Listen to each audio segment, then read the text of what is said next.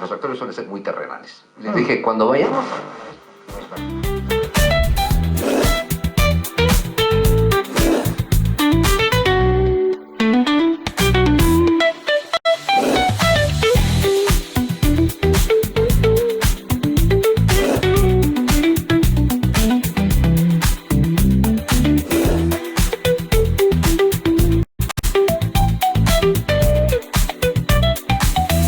La Razón Radio. ¿Cómo están, amigos? ¿Cómo están, amigas? Tengan ustedes muy buenos días. Es lunes, por fin es lunes 13 de octubre de 2025. Comenzamos así nuestra transmisión digital de La Razón Radio. Ustedes saben, La Razón Radio va todos los días de lunes a viernes de 8 a 9 de la mañana a través de nuestro portal digital www.larazon.bo. También nos puede seguir en nuestras redes sociales, en X, en Instagram, en TikTok, en Twitch, en YouTube y en Facebook. Todos los días, de 8 a 9 de la mañana, a veces con Rubén Atahuichi y a veces con Diego Montaño. Soy Rubén Atahuichi y comenzamos ya nomás con nuestra transmisión digital de La Razón Radio. Por fin se dio el último de los debates con miras a las elecciones de este 19 de octubre. Es la segunda vuelta que va a ser definitiva. En realidad esta semana es definitiva, porque terminan las campañas, porque el electorado define por cuál de los dos candidatos decide votar, o finalmente se queda con la opción también de votar en nulo, votar en blanco, y que es un derecho que tienen los electores. Primero hay que alegrarnos porque haya habido ayer un debate presidencial de dos candidatos. Segundo, porque los electores saben por quién, ahora que estos dos candidatos han expuesto sus propuestas, van a votar el domingo. Es un mérito de la democracia el que dos candidatos presidenciales hayan tenido este espacio como el que estamos viendo en la pantalla.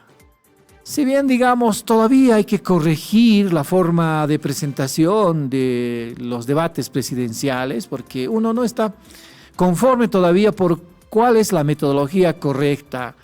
Si los periodistas o los presentadores o los moderadores tienen que solamente repetir las preguntas predefinidas, o finalmente también convertirse en entrevistadores de estos dos candidatos, porque a preguntas cerradas la respuesta también suele ser cerrada, ¿no? Y eso limita un tanto a los electores conocer más de lo que en la pregunta está planteado o que en el eje esté planteado.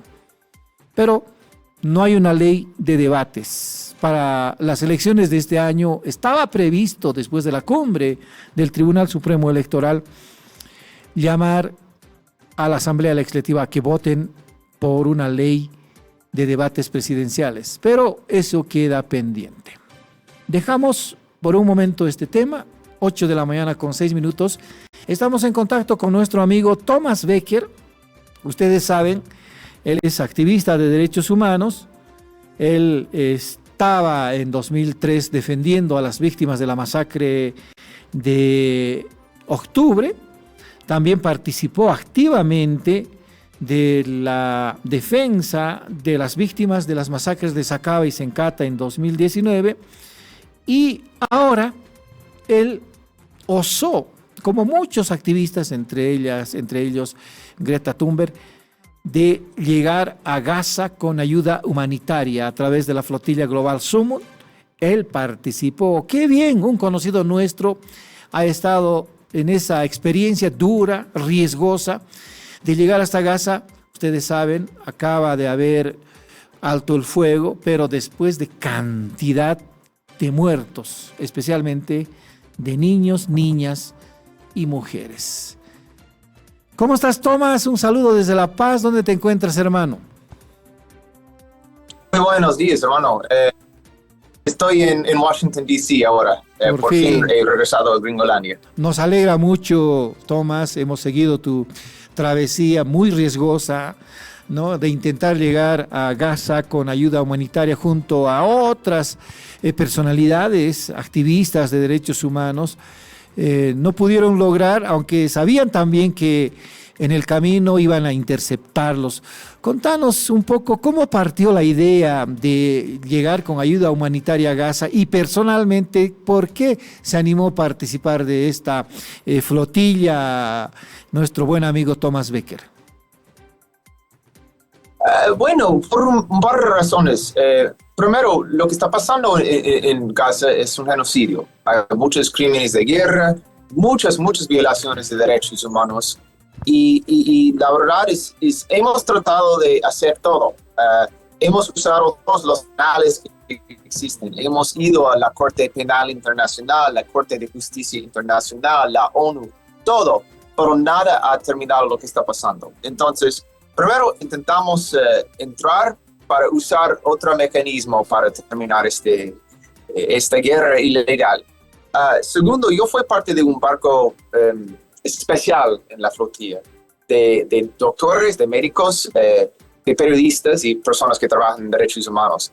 Porque Israel ha hecho algo muy diferente en esta guerra. Ha intencionalmente matado a periodistas, médicos, personas que trabajan en ayuda humanitaria. Esto es la guerra más peligrosa para periodistas en la historia del mundo. Más personas han muerto en esta guerra en los últimos 2 años que la Guerra Mundial 1 y 2, Vietnam, Yugoslavia, combinado, todos.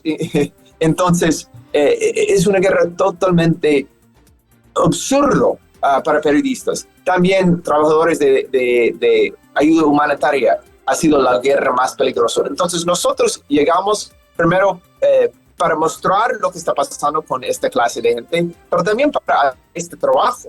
Es que los doctores han muertos. Entonces, sí, hemos llegado para trabajar en los hospitales. Los periodistas han muerto. Entonces, hemos llegado para cubrir lo que está pasando allá.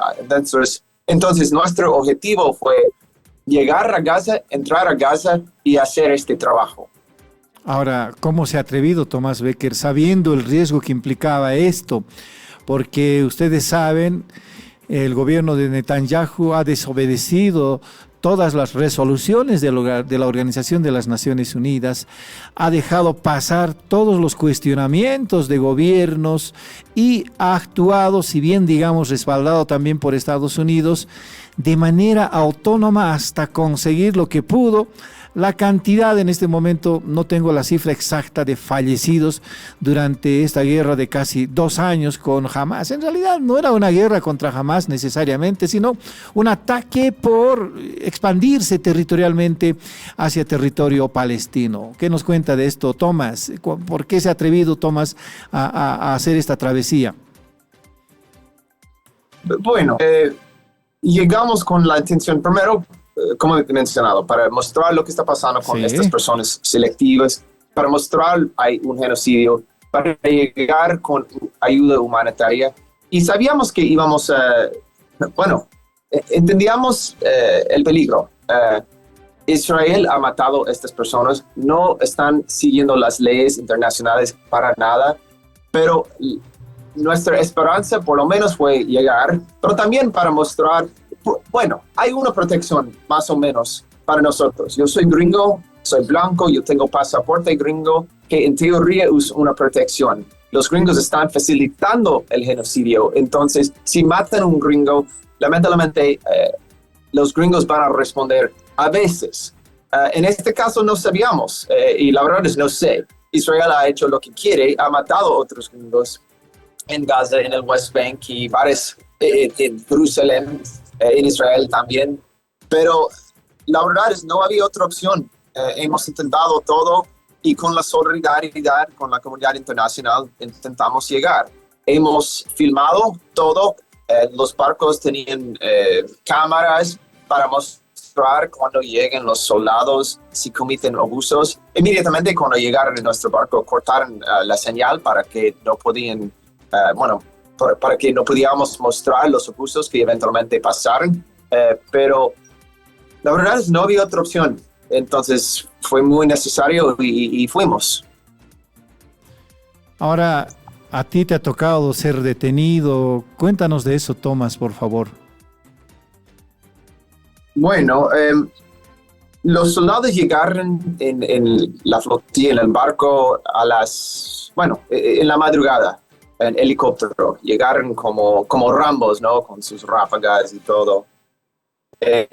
Y nos secuestraron en aguas internacionales. Estábamos en el mar, no estábamos cerca de Gaza todavía, 120 millas de Gaza, entonces aguas internacionales. Nos tomaron a una prisión en Israel, la prisión, bueno, la verdad es el Guantánamo de Israel, una prisión muy conocida, muy peligrosa, muy violenta, y la verdad es nos abusaron, nos pegaron, nos patearon, nos forzaron nuestras caras en el suelo que tenía orina, nos forzaron a estar en posiciones de estrés, de rodilla por unas horas. Estábamos con, no sé cómo se dice, blindfold, no podíamos ver,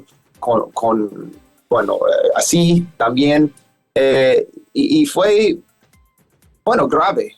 La verdad es, para mí, bueno, hicieron esto a todos, me atacaron, hicieron todas estas cosas que he mencionado, pero fue mucho peor para las personas árabes, los musulmanes, las personas más morenos, abusaron mucho más.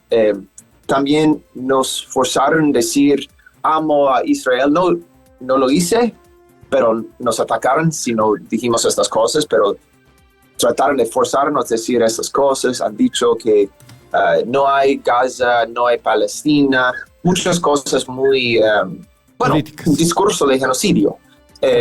Entonces había mucho abuso, no podíamos comer, no podíamos ver abogados. Había personas mayores con nosotros, personas que tenían 80 y pico años, que no tenían su medicina. Yo con varias personas hicimos una huelga de hambre en solidaridad con estas personas. Había una persona en mi célula, un Buddhist monk, que tenía casi 70 años, 69 años, con problemas con su corazón. No podía tomar su medicina, sus medicamentos. Y cuando pedimos estas cosas, nos pegaron.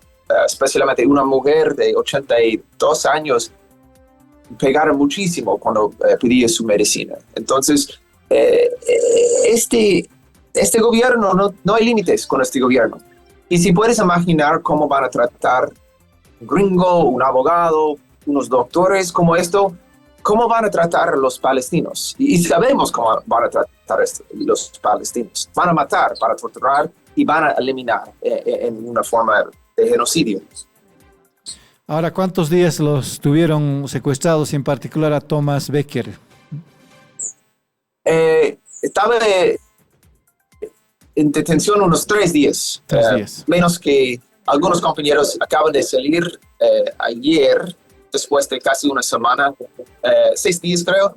Nos fuimos después de 3 días en prisión.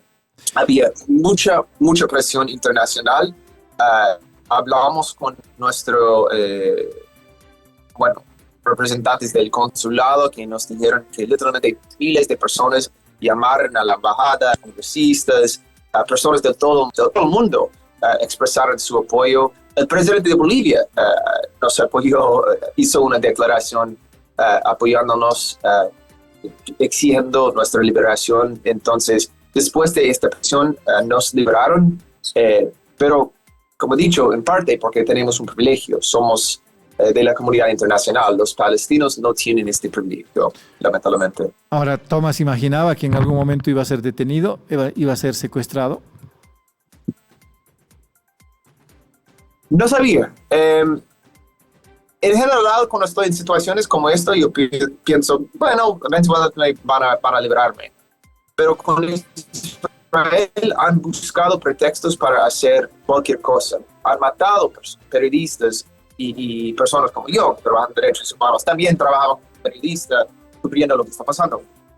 No hay límites con este gobierno. Había los compañeros árabes y palestinos que estaban con nosotros tenían mucho más miedo, pensaban que nos iban a dejar en el desierto donde iban a matarnos. No sabíamos, pero estábamos preocupados. Cuando llegaron con sus armas estábamos preocupados porque ya han atacado nuestro barco. Hace años había compañeros en la misma flotilla, pero hace años dispararon y mataron a 10 personas. Había 30 heridas en el barco. Nuestro barco, este año, Israel atacó con un dron, con una bomba pequeña que destruyó parte del barco en mayo, cuando trataba de llegar a Gaza. Entonces, estábamos preocupados sobre violencia o algo peor, pero bueno, y pasó la violencia en una forma de abuso, de tortura, pero bueno, no nos han matado, por lo menos. Claro que sí, esa es buena noticia. De todas maneras, todas las acciones, la tortura, el hecho que los hayan detenido contra el piso, los hayan evitado de que ustedes pudieran ver algo golpeado, ya es tortura. Y esto amerita una investigación. La misión humanitaria va a denunciar al gobierno de Netanyahu por estas acciones, que queden adelante. Si bien, digamos, usted me dirá, o tú me dirás, querido Tomás, no interesa tanto mi situación, sino la situación de los palestinos, de los desplazados, de las familias de las víctimas que han perdido la vida a causa de los ataques israelíes en los últimos tiempos. Pero algo tiene que hacer la comunidad internacional por investigar este caso de los activistas que han sido torturados durante su misión. Sí, vamos a denunciar, pero no queremos enfocar nuestra situación tanto. La verdad es miles y miles y miles de veces peor para ellos que viven en Gaza.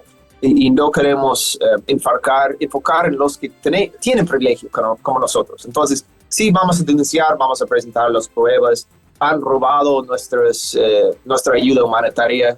La ironía es que cuando estábamos en el barco, los soldados comían la comida que hemos tratado de dejar con los palestinos. Entonces han robado de personas que están muriendo de hambre. Vamos a denunciar, pero voy a priorizar el trabajo para la gente de Palestina.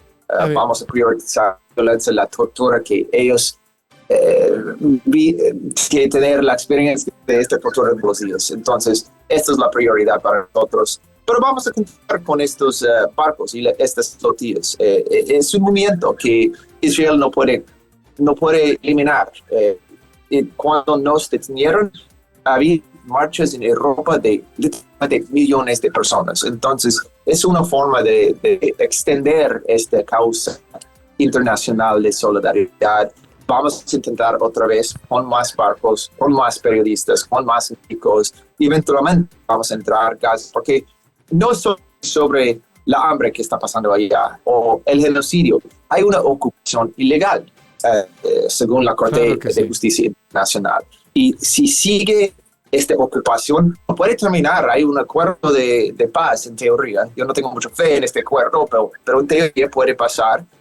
Pero según este acuerdo, todavía hay una continuación de esta ocupación ilegal. Y si este sigue, vamos a ver más violencia, más sufrimiento. Entonces, vamos a continuar hasta que termine esta ocupación ilegal.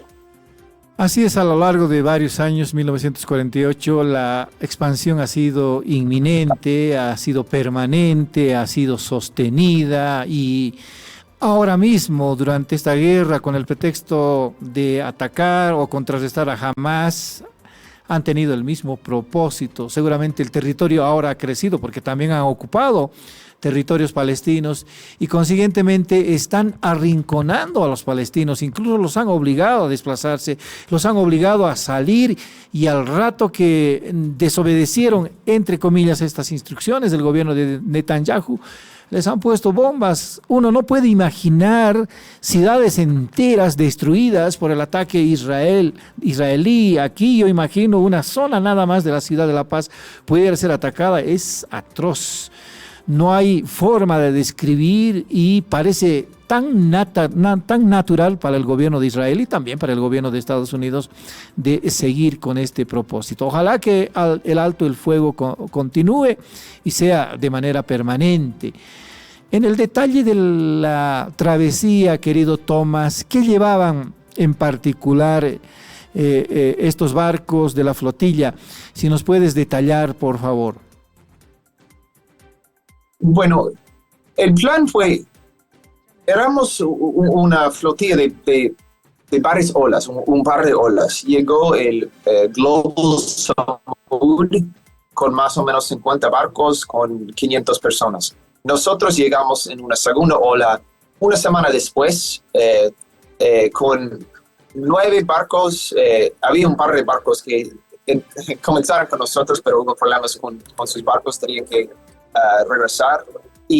Pero nuestro barco fue mucho más grande. La mayoría son pequeños. Nuestro barco tenía 100 personas, casi 100 personas, principalmente doctores y periodistas. Y hemos llegado con 9 barcos, o 10 barcos creo en total. Y fue parte, como he dicho, en unas olas para llegar en varios momentos diferentes, para que siempre Israel tenía que responder. Lo lindo de la flotilla o estos barcos es que cuando Israel tenía que detenernos o atacarnos, abrió la costa para la gente de Gaza. Por eso podían pescar por la primera vez en muchos meses o tal vez años en este punto. Y fue una inspiración para ellos. Entonces, creo que estamos felices con este resultado. Pero fue difícil. Estamos en el mar, mucha gente y 100 personas en un barco muy pequeño, mucho más pequeño que 100 personas deben estar allá. Pero estábamos listos, ¿no? Todos estábamos preparados. Fue un momento con mucha solidaridad. Entonces, tal vez las condiciones fueron difíciles. Había una falta de comida para nosotros porque queríamos dejar toda la comida con las personas allá. Pero mucho ánimo llegar, mucha felicidad, solidaridad. Y estábamos en contacto, como he dicho, teníamos cámaras, estábamos en contacto con gente en Gaza durante el viaje. Y fue muy especial hablar con ellos cuando están en sus hospitales. No son hospitales, más o menos son no sé, hospitales en el campo, ¿no? Porque han destruido los edificios. También hemos hablado con periodistas. Entonces estábamos esta misión en solidaridad con la participación de gente en Gaza. Entonces, fue, no sé, una causa muy linda participar en esta causa. Ahora seguramente lo van a intentar en caso de que recrudezca el conflicto, porque uno, como dice también Tomás, no confía en estos acuerdos de cese al fuego, porque en cualquier momento cualquier argumento puede servir para retomar las acciones. Habrá tenido más experiencia para cuando quizás lo convoque a Tomás su conciencia y su activismo, porque a Tomás lo conocemos desde hace años y no se rinde ante las acciones violentas contra nuestra gente, contra campesinos, contra palestinos, contra movimientos sociales. ¿Algo por lo pronto pensado en hacer alguna acción? Tomás, ¿qué van a hacer de aquí en adelante?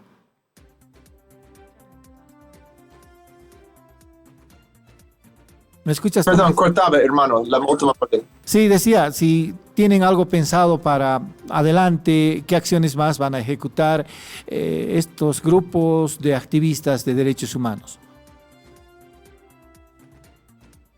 Bueno, vamos a continuar con las denuncias contra el gobierno de Israel. Como mencionado, hay un acuerdo de paz en teoría, pero yo no tengo mucha fe en esto. Pero tampoco, bueno, si continúa la paz en teoría, todavía necesitamos tenemos que procesar los responsables, ¿no? Si no hacemos esto, no vamos a tener paz. Entonces, vamos a continuar con denuncias contra la gente de Israel que ha hecho esas cosas, especialmente Netanyahu, Ben Gvir y otros. frente de la Corte Penal Internacional, la Corte de Justicia Internacional, siguen los casos contra ellos. Claro. La Corte Penal Internacional ha dicho que está tratando de detener a Netanyahu por su papel en esto. Vamos a presionar, y también vamos a presionar a los gobiernos. Entonces, porque en este punto, hasta ahora, lamentablemente, los gringos 100% han apoyado este genocidio. Y la sociedad civil es lo que ha respondido. Hay países en el sur del mundo que han respondido, como Sudáfrica, en su caso, en el Corte de Justicia Internacional, pero necesitan el apoyo de la sociedad civil. Vamos a continuar a presionar esto. Vamos a presionar a los países, por ejemplo, Bolivia, su discurso ha sido muy bueno, pero yo creo que hay oportunidades de responder a Israel. Por ejemplo, Mercosur hace negocios con Israel. Yo creo que Mercosur debe terminar sus contratos con Israel, porque legalmente tiene que terminar estos contratos si hay ocupación legal, como ha dicho la Corte de Justicia Internacional. Entonces hay oportunidades de los gobiernos y sociedad civil participar en esta lucha, y vamos a presionar a estos gobiernos y la sociedad civil, porque tenemos que tener todo. Es importante hacer, porque mira, hermano, el genocidio es el crimen de los crímenes, es el delito más feo en el mundo. Claro. Y hay una responsabilidad de hacer algo, y tenemos que hacer todo lo que podemos para terminar este genocidio, o no vamos a ver gente en Gaza. Hoy precisamente se va a rubricar el acuerdo de paz por Gaza, ¿no? En Egipto hay varios gobiernos que van a asistir, entre ellos el gobierno español. ¿Qué expectativa tiene Tomás de esto? Bueno, como he dicho, pueden firmar, por un lado es bueno, es un momento de paz donde la gente puede buscar sus familiares, tal vez va a abrir unas oportunidades para una forma de ayuda humanitaria. No va a ser suficiente, pero este acuerdo necesita una misión de paz de la ONU o de la comunidad internacional. Tiene que forzar a Israel salir de Gaza, salir de West Bank, salir de Jerusalén, porque están ocupando estos sitios en una forma totalmente ilegal, y tiene que procesar los responsables del genocidio. Ningún ceasefire puede evitar los procesos. Y si no hacen estos procesos, si no ofrecen, si no forzan a Israel fuera de estas tierras palestinas, no es paz. No vamos a ver paz. Va a continuar. Y Israel va a continuar la explotación del pueblo palestino. Muy bien, Tomás, qué gusto verte de nuevo y sano y salvo a pesar de la tortura que has sufrido en estos 3 días de detención. Apoyamos tu emprendimiento, por lo menos personalmente lo digo, porque sabemos de la lucha que persigues todos los días en favor de sectores más vulnerables, precisamente los más atacados incluso por la violencia del Estado. Será hasta otra oportunidad. ¿Cuándo te vienes por Bolivia? Yo creo que vas a estar uno de estos días, eso pienso, porque se acerca noviembre. Sí, iba a tratar de llegar para las elecciones, pero me detenieron en Gaza, en Israel, y no llegué. Tal vez llego esta semana, pero voy a ver. También tengo clases y no he enseñado mis clases las últimas semanas. Y también quiero mencionar una cosa. Quiero decir gracias, porque la gente de Bolivia me apoyaba durante esta flotilla muchísimo. Había mucho apoyo, claro que sí. Mucho crítica de lo que pasaba, mucho solidaridad, y Bolivia siempre ha sido bueno en este tema, y gracias por preocupar sobre mí y ayudarnos en esta lucha, y continuamos esta lucha, y siempre queremos la ayuda y el apoyo y la solidaridad del pueblo boliviano. Te vamos a esperar aquí en La Razón Radio en particular, ya conoces el camino, así que quisiéramos verte primero aquí. Gracias, Tomás. Gracias, hermano. Gusto. Un abrazo. A Tomás Becker, abogado, activista de derechos humanos, nos ha contado la experiencia que él ha vivido, sufrido, porque así hay que decirlo, en esta misión humanitaria que intentó llegar a Gaza hace unas semanas. Él ha sido detenido durante 3 días, ha sido golpeado, ha sido torturado, pero él dice, no importa tanto el que hayamos sufrido nosotros, sino lo que sufren los palestinos es 1000 veces a lo que nos han hecho, dice, ¿no? Desde su conciencia humanitaria. Cambiamos de tema, 8 de la mañana con 33 minutos. Habíamos hablado al inicio de nuestra transmisión digital del debate presidencial que anoche hemos visto los bolivianos en la noche a las 21, que creemos de que debería ser más recurrente. Años anteriores no hubo por la, tal vez, fuerza que tenían algunos líderes políticos y se abstraían de este tipo de encuentros democráticos y consiguientemente no permitían el conocimiento exacto de las propuestas de los candidatos para las elecciones. Ahora sí fue distinto, si bien nada sorprendente, porque ya los candidatos en esta larga campaña, así hay que decirlo, son 7 meses de campaña electoral, ya nos habían mostrado sus propuestas. Ayer ha habido un poco de cruce verbal entre los candidatos, nervios en ambos lados, propuestas que sabíamos, pero debate al fin. ¿Qué nos dice de esto? Ya estamos en contacto con Erika Brockman, analista política. Ella también ha sido parte del órgano legislativo en años anteriores, ha sido militante de un partido político, el Movimiento de Izquierda Revolucionaria, y consiguientemente años después seguramente tiene otra mirada de la actuación de los políticos y de los candidatos. Buen día, Erika, le saluda Rubén Atahuichi. ¿Cómo está? Muy buenos días, Rubén. Gracias por la invitación y participar en esta entrevista en La Razón Radio. Es en un medio que ya está ingresando en la multimedia, digamos. Así es. En la modernidad. ¿Cómo está, Erika? ¿Cómo vio el debate? Nosotros nos alegrábamos de que al fin hubiera debates, ya en estas elecciones ya fue recurrente y también en esta segunda vuelta. ¿Qué resumen tiene, Erika, de lo que vimos anoche los bolivianos? A ver, en este momento tengo algunas impresiones, pero estoy tomando nota de que hay un bombardeo general de distintos criterios que se han dado a lo largo, que están circulando ahora en las redes. Como dice, un debate no solo termina el momento en que se cierra el debate, sino también tiene su influencia a partir de las repercusiones que este genera. Yo lo que puedo decir es que ha sido un debate novedoso, creo respetuoso, para quienes están acostumbrados a ver sangre, digamos, en el ring, en el cuadrilátero, se han quedado desencantados, no ha habido mayores cruces agresivos de confrontación. Creo que si hacemos una suma de los dardos que se han podido lanzar uno y otro candidato a través de la gestualidad verbal, inclusive cuando Tuto hacía referencia al MAS, lo miraba a Rodrigo, o eventualmente Rodrigo también lleva por alguna razón a llevar una corbata que nunca lleva.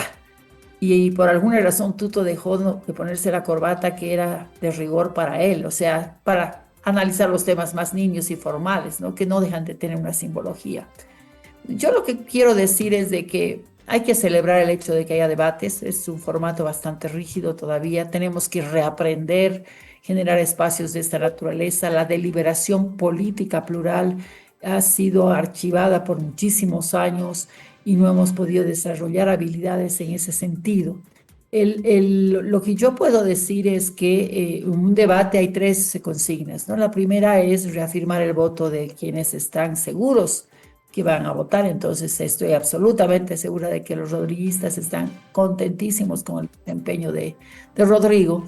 Y por el otro lado también están contentísimos con aquello, y los tutistas también. Sin embargo, hay una franja muy grande de gente indecisa que todavía no ha tomado decisiones al respecto. Yo podría decir en este momento que se ha roto un poco la polarización, ha sido positivo aquello. Y el otro elemento que me parece interesante es el hecho de que, si bien todas las propuestas no son ninguna novedad en el caso de Tuto Quiroga, que las tiene diseñadas y formadas de una manera muy rigurosa, Rodrigo nos ha presentado, perdón,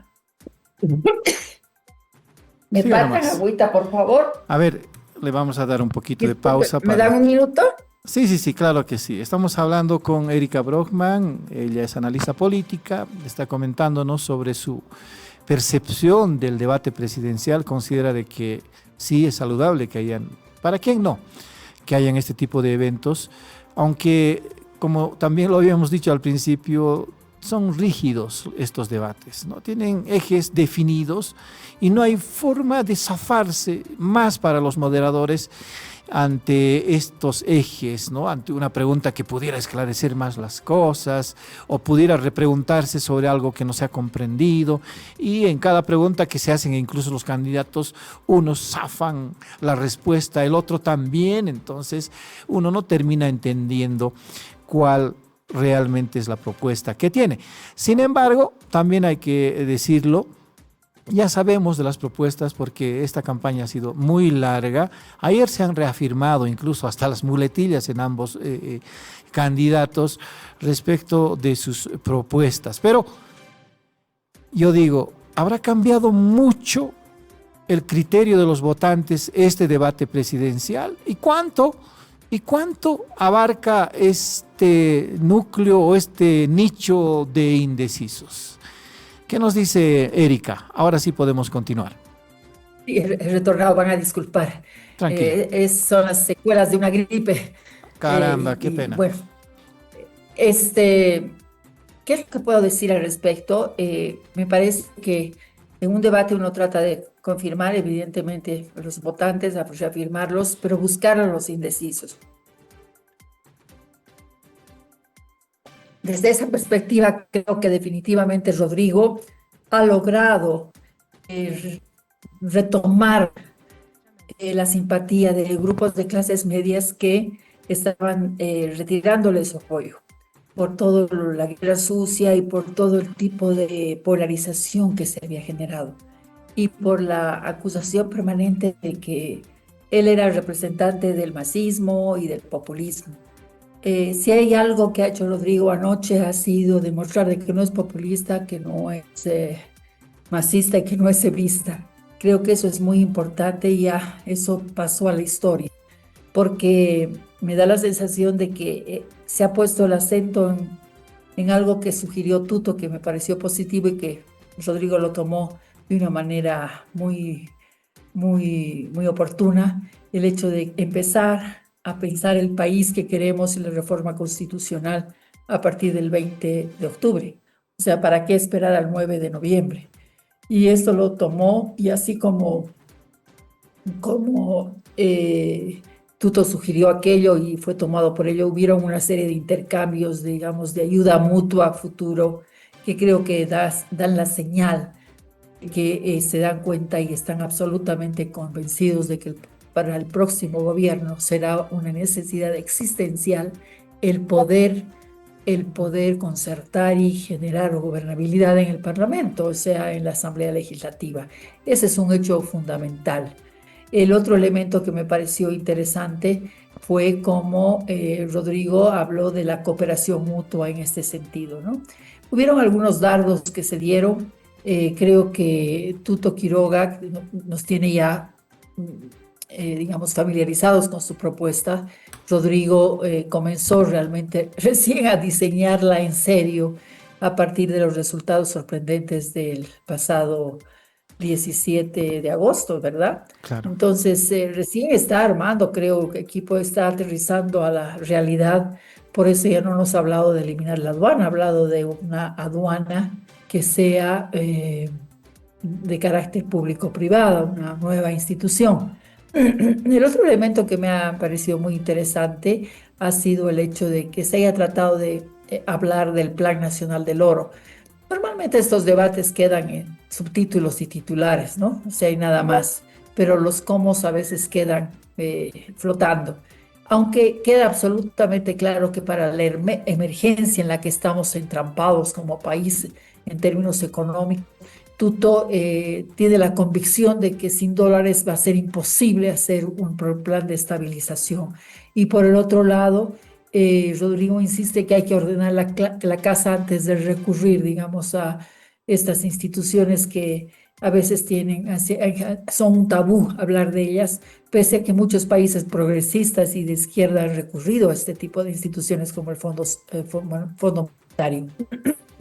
Me hubiese gustado muchísimo entender y saber, mirar cómo se distorsiona el concepto de contención, porque la pregunta, el eje temático era básicamente a qué medidas de mitigación de los daños colaterales, Sí. de los daños colaterales, de un plan de ajuste, cómo se iban a mitigar aquellos. Creo que hubo ahí algo desordenado y mala comprensión de lo que representaba aquello, pero queda absolutamente claro de que ambos candidatos están dispuestos a generar medidas de mitigación y no son ninguna novedad. Medidas de mitigación y de resolución de los conflictos en los grupos, de los problemas de los grupos vulnerables, ¿no es cierto? Pero no se énfasis en la pobreza que ha generado esta crisis que estamos viviendo. O sea, normalmente cuando se avisora un proceso de ajuste se habla de las consecuencias post-ajuste, pero no se habla de lo que representa los costos y los impactos sobre los niveles de pobreza y de empobrecimiento acelerado que tienen las clases medias y los grupos vulnerables en este tipo de crisis, ¿verdad? No sé si hay alguna otra pregunta que quisieran hacer, pero siento que Rodrigo ha intentado de verdad recuperar ese voto que habría sido puesto en cuestión y su fidelización, digamos, retirada a partir de los conflictos con el binomio Lara, la mediatización de una guerra sucia en torno a esta candidatura. Sí, usted mismo lo dijo, Erika, que ha sido un tanto muy cerrado este debate porque los ejes están definidos, los moderadores solamente tienen que preguntar una cosa, no hay repregunta. ¿Qué tendría que hacerse en adelante? Ayer el presidente del Tribunal Supremo Electoral, Oscar Hasenteufel, reclamaba precisamente el trabajo de la Asamblea Legislativa para que pudiera haber habido en algún momento la ley de debates presidenciales. Eso faltará para en adelante porque sí, después de lo que vimos en estos debates, tanto en la primera vuelta como en la segunda con los vicepresidenciales, ahora con los presidenciales, amerita una ley de debates. ¿Qué habría que ajustar a esto? La metodología, la pregunta, la participación de los moderadores, la actuación de los candidatos. ¿Qué criterio tiene de esto, Erika? Yo creo que una ley de debate obligatorio debiera ser fundamental. Hace mucho hablado de ello, pero sabemos que esta legislatura ha estado absolutamente paralizada y ha planteado la realidad de un gobierno dividido que experimentaba los impactos nocivos, absolutamente nocivos de la implosión y de la disputa interna de poder del MAS. Entonces esto ha afectado también y ha paralizado los tiempos y los ritmos de trabajo de la Asamblea Legislativa, que ha sido cercenada en muchas de sus funciones fiscalizadoras a partir inclusive del Tribunal Constitucional, que se convirtió pues, en un positivo de la habilidad del gobierno de Luis Arce a través de los prorrogados y las sentencias que se generaban. En todo caso, creo que hay que dar la vuelta a la página aquello. Siento que el ciclo de debates en procesos electorales debiera aplicarse de manera rigurosa y lograr que haya una intervención más activa de las asociaciones de periodistas, que creo que son un actor fundamental en el diseño y perfilar una ley de esta naturaleza, y también del sistema universitario, que creo que el sistema universitario debería tomar parte importante en este tipo de debates. Y quizás alguna asociación privada vinculada al desarrollo democrático y al desarrollo de propuestas públicas. Pero fundamentalmente estas dos instancias, ¿no? La asociación de periodistas y tal vez de los medios, porque también se ha sentido en todo este proceso la disputa entre los medios hegemónicos en este momento, y además un contufo regionalista, ¿no? ¿Por qué Santa Cruz? ¿Por qué solo cruceños? En fin, creo que estos temas hay que ajustarlos, pero estamos reaprendiendo, hay que pensar de que estos gafes o estas debilidades no son pues deliberados, simplemente son producto de una aproximación por ensayo y error a metodologías que se están copiando quizás de otros lados o que están acotadas a la experiencia o a las demandas que han tenido los propios candidatos. Entonces, yo creo que una ley va a ser fundamental y también sería interesante aplicarla a nivel subnacional, por lo menos fundamentalmente para las gobernaciones y las ciudades capitales y más importantes del país. Otra cosa es con guitarra, solemos decir popularmente, Erika, a partir del 9 de noviembre la cosa va a ser distinta, incluso estos cruces verbales que hubo ayer, no tan intensos, cierto, pero antes de ayer entre los candidatos van a tener que quedar atrás y los candidatos cuando ya sean electos van a tener que hacer tripas corazón. El tutismo y el mismo tuto se ha esforzado mucho en vincular a Rodrigo Paz con el movimiento al socialismo, con Evo Morales. Por poco no duermen en la misma cama, entre comillas. Y Rodrigo Paz ha estado también recordando los gobiernos de Banzer, como también de Jorge Quiroga, y a la hora de los acuerdos van a tener que olvidarse de eso, porque ninguna de las tres fuerzas políticas que por lo menos tienen una mayoría relativa, mayoría mínima, decir, en la Asamblea Legislativa va a poder hacer las cosas por su cuenta.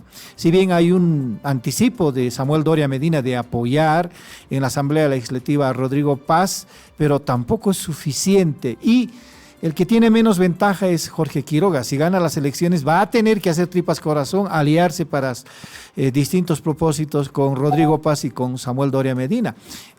Un tanto periférico queda Manfred Reyes Villa con su poca bancada y ya tal vez al otro lado de la periferia se encuentra el movimiento al socialismo a través de sus cuadros bifurcados. ¿Qué dice de esto?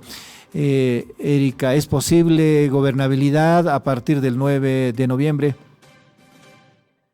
Yo estoy absolutamente seguro de que cualquier candidato que llegue a la presidencia está absolutamente seguro que también que es una necesidad existente para él de sobrevivencia en su gestión pública, el lograr acuerdos de gobernabilidad y generar una coalición relativamente estable, fidelizada en torno a un plan de trabajo y a las transformaciones que hay que generar. Y además, inclusive, una vez que estén ya con la guitarra, se den cuenta de que el país que nos están dejando es mucho peor de lo que pensábamos y que por lo tanto hay que tener bajo la manga un plan B, que puede ser un mix de las soluciones que se han visto anoche. Se pueden tomar en cuenta una serie de iniciativas generadas por el equipo de Rodrigo Paz o viceversa. El otro elemento importante cuando se habla de gobernabilidad es tomar en cuenta la gobernabilidad y la vinculación con grupos corporativos que son grupos de poder. En este momento el transporte y las grandes cooperativas están ansiosas de que se den medidas. La verdad es que están con una disponibilidad favorable a que se tomen medidas porque de hecho ya las están sufriendo.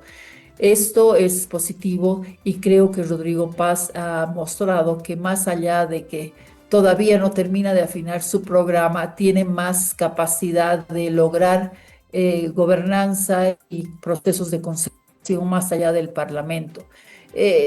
A mí lo que me interesa de todo esto es de que aquí se ha desvirtuado el hecho de que el bloque popular no necesariamente es monopolio del MAS y que la pérdida de apoyo del MAS por parte de este grupo está demostrando de que el MAS, va a jugar todavía un rol desde la periferia del sistema, pero ya no es el mismo de antes, ya no es el partido hegemónico. Y por el otro lado, demostrar de que el concepto de la libertad tampoco es un monopolio de Tuto Quiroga, ¿verdad? El elemento central es también mostrar de que todos hablan de un país de propietarios y un país capitalista, etcétera, etcétera. Bueno, es verdad que mucha gente vive del capitalismo salvaje. La informalidad no es otra cosa que una demostración de vigencia de un capitalismo salvaje de explotación y de explotación de los propios respecto a sus propios congéneres del mismo grupo social y étnico. En todo caso, esto hay que superarse. Esto tiene que ser superado, pero también hay un límite en el capitalismo respecto a las posibilidades de un igualitarismo total. O sea, no todos siempre van a jugar y van a tener las consecuencias favorables y virtuosas de un capitalismo siempre igualitario, siempre justo y equitativo. El mercado no siempre es justo y equitativo.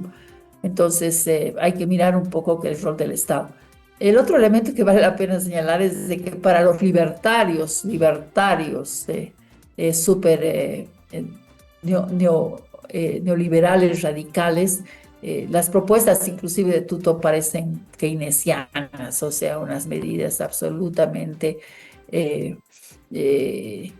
trasnochadas en un modelo que todavía cree que el Estado tiene un rol que jugar. Yo personalmente pienso que el Estado tiene todavía un rol que jugar y como dice Pepe Chica, el Estado no es nada más que una caja de herramientas que hay que utilizarlas según las ocasiones y las necesidades para generar el bienestar de la población.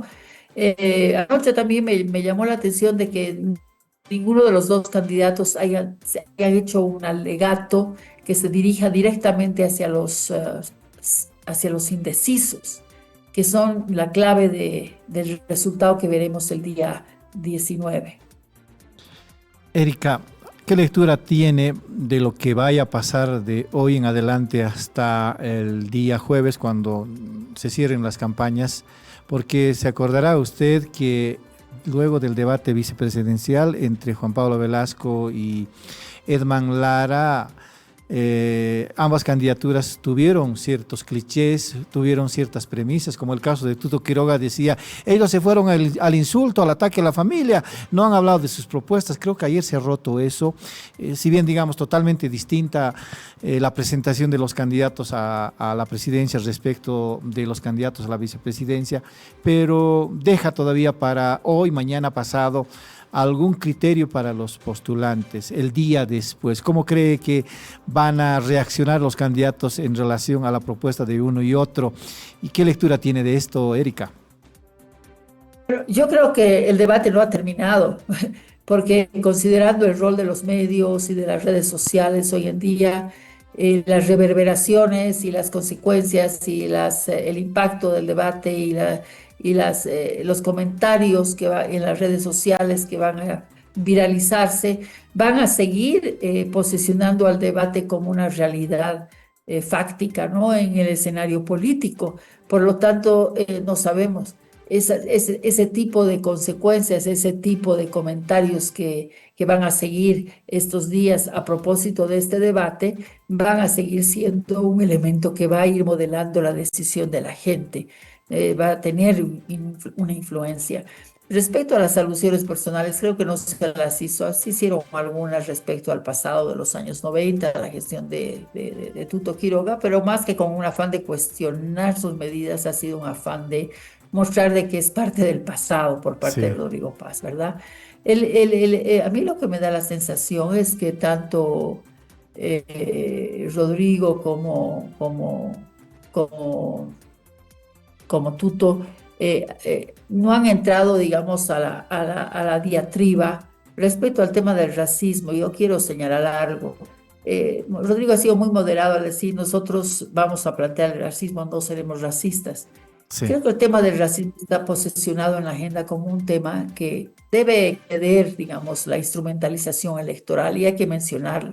Todavía creo que a nivel del Tuto Quiroga no se reconoce que este es un tema que el país debe seguir trabajando, no en el marco de la instrumentalización política, sino en el marco de generación de políticas públicas, de articulación, de agregación y de erradicación de este tipo de prácticas en la convivencia social boliviana, que es un problema, un legado de larga data colonial, pero que sigue siendo parte de las tensiones irresueltas históricas. Entonces, por lo menos mencionarlo es importante y no necesariamente hacer alusión a quien en algún momento hizo referencia a este tipo de cosas, pero ignorar este tema no es positivo para el país, no es una buena señal. De todas maneras, hay que estar conscientes, Erika, que va a pesar el hecho de que se haya descubierto unos tuits racistas por parte de Juan Pablo Velasco y que de paso no hayan sido aclarados ni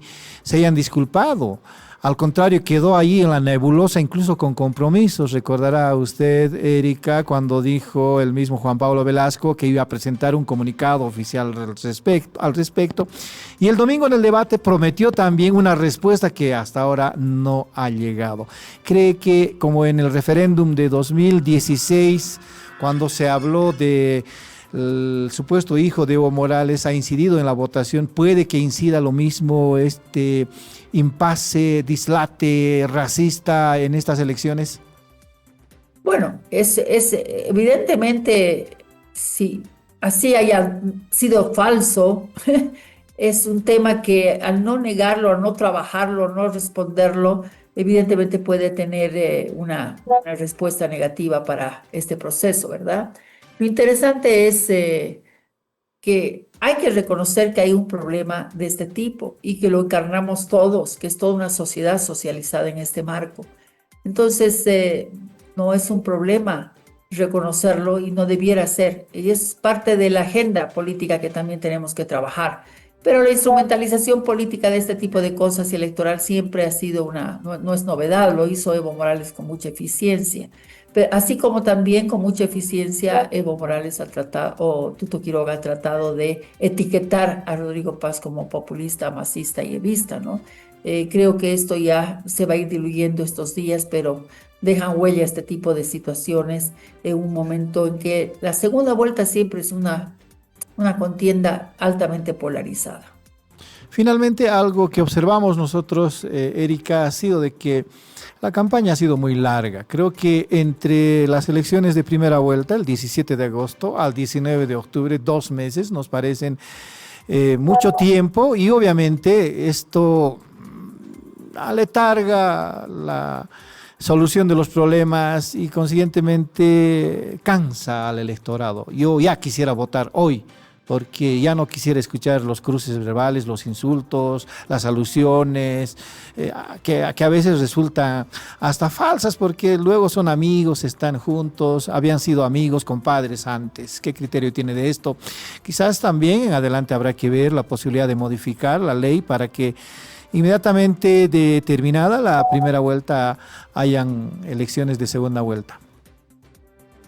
Bueno, yo creo que esta es una segunda vuelta que nos ha llegado de una manera inoportuna, porque demasiado tiempo en un momento de crisis política y crisis económica muy compleja, ambas crisis, una crisis multidimensional, demasiado tiempo. Hay que acortar los plazos, la eficiencia del Tribunal Supremo Electoral y acortar los plazos de las campañas, porque definitivamente entre la primera y segunda vuelta se ha dado espacio a que ésta se devalúe y termine en lo que hemos visto, ¿no? Una polarización y una simplificación y banalización inclusive de los temas que tienen que tratarse en un país que necesita de un cambio de ciclo, está atravesando por un proceso de transición tan complicado.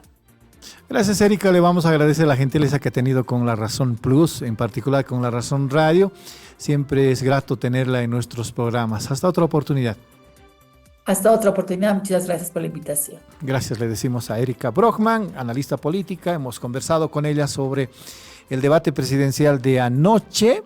Tiene sus criterios muy particulares. Entendemos que hay necesidad de modificar la ley para que los debates estén metodológicamente bien organizados. En esto corresponderá, es un tema menor, cierto, pero lo que amerita en este momento es la solución de los problemas del país. En eso creo que hay que coincidir de que ambos candidatos tienen sus criterios de solución inmediata de la crisis. Habrá que ver, otra cosa es con guitarra. El día lunes 20 de octubre ya sabremos más o menos por dónde va a virar el país realmente. La realidad va a ser más cruda, dice Erika, porque se van a encontrar los candidatos que ganen, o cualquiera de los candidatos que gane, con una realidad dura, porque los números no van a cuadrar, no va a haber posibilidades de cómo enmendar la crisis, de cómo solucionar la crisis, de cómo enfrentar la escasez de combustibles, la escasez de divisas, de dólares, y quizás aminorar los costos de la canasta familiar.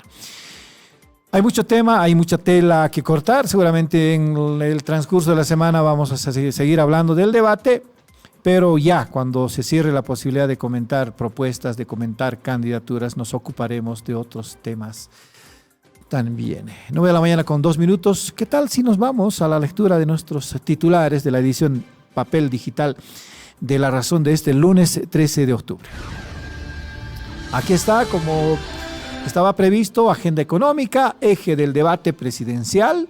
Los candidatos Rodrigo Paz, PDC, y Jorge Quiroga, Libre, presentaron sus propuestas. Provisión de combustibles, dólares, nueva ley petrolera y otros temas fueron abordados. Allí, frente a frente, con distintas poses y muecas, o si no, muestras gestuales, los vemos a Rodrigo Paz y a Jorge Quiroga, como no podía ser de otra manera.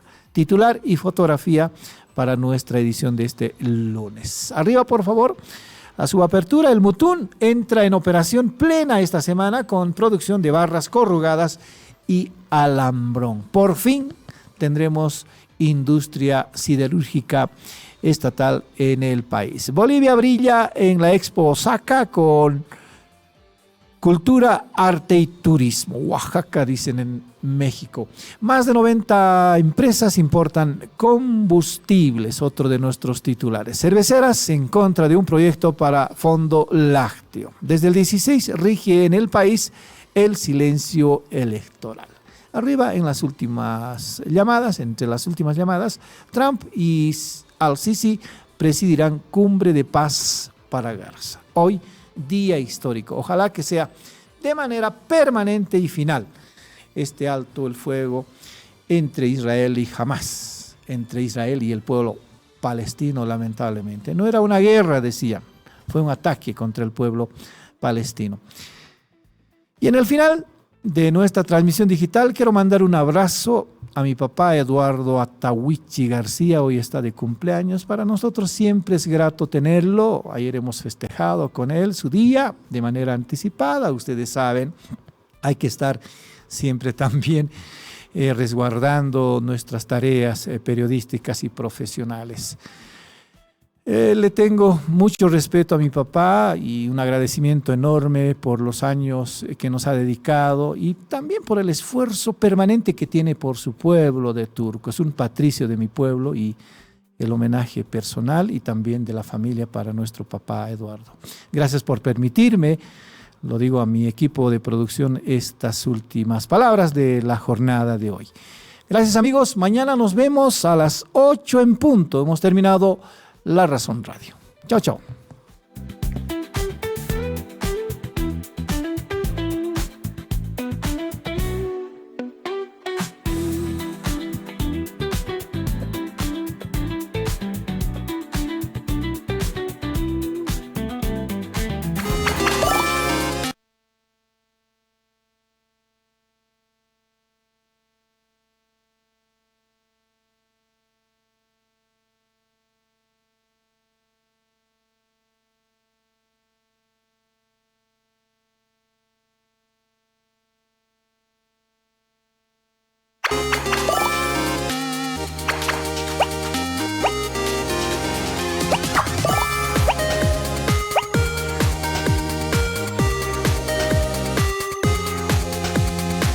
Es entidad supervisada por ASFI.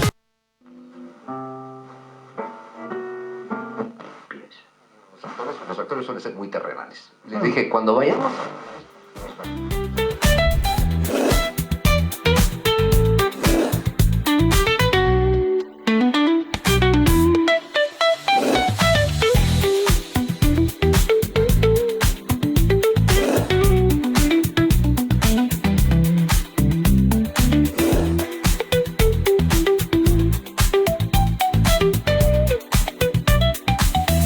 La Razón Radio.